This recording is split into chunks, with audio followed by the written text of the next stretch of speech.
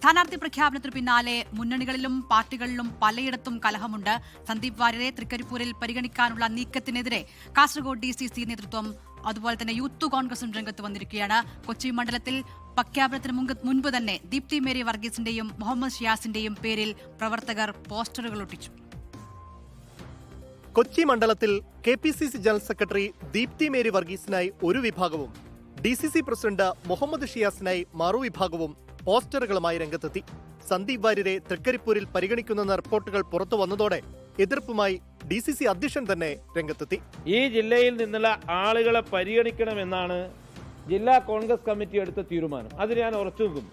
Kannur തളിപ്പറമ്പിലും പയ്യന്നൂരിലും CPIM വിട്ടവരെ പിന്തുണയ്ക്കാനുള്ള തീരുമാനത്തിൽ youth Congress ജില്ലാ നേതൃത്വം കടുത്ത എതിർപ്പുയർത്തി. കോൺഗ്രസ് സ്ഥാനാർത്ഥി പട്ടികയിൽ ദളിത് കോൺഗ്രസും നിരാശ പരസ്യമാക്കി. ഇതിനിടെ കുട്ടനാട് സീറ്റ് ജോസഫ് വിഭാഗത്തിൽ നിന്ന് ഏറ്റെടുക്കാത്തതിൽ പ്രതിഷേധിച്ച വിമതനായി മത്സരിക്കുമെന്ന DCC വൈസ് പ്രസിഡന്റ് സജി ജോസഫിന്റെ വൈകാരിക പ്രതികരണം. ജനിച്ച നാളു മുതൽ കണ്ട ഒരു പ്രസ്ഥാനമാണ്.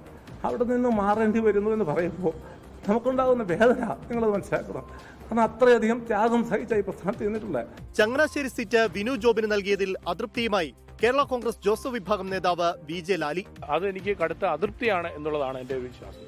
കാരണം അത് കേരള കോൺഗ്രസ് പാർട്ടിയുടെ പ്രവർത്തകരുടെയും ഇച്ഛയ്ക്ക് അനുസരിച്ചുള്ളതല്ല. VJ ലാലിക്കും ജോസഫും പുതുച്ചേരിക്കും സീറ്റ് നിഷേധിച്ചതിൽ കേരളയിൽ സമരസമിതിക്കും എതിർപ്പുണ്ട്.